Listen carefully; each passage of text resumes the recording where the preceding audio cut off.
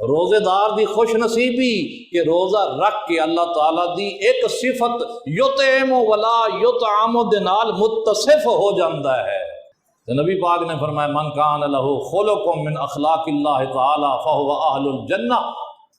जिस बंदे विच अल्लाह दी आदात विचों अल्लाह दे अखलाक विचों कोई खुलक पैदा हो गया, जिस बंदे विच कोई खुलक आ गया, अल्लाह वाला आ गया, फरमाया वो जन्नती है।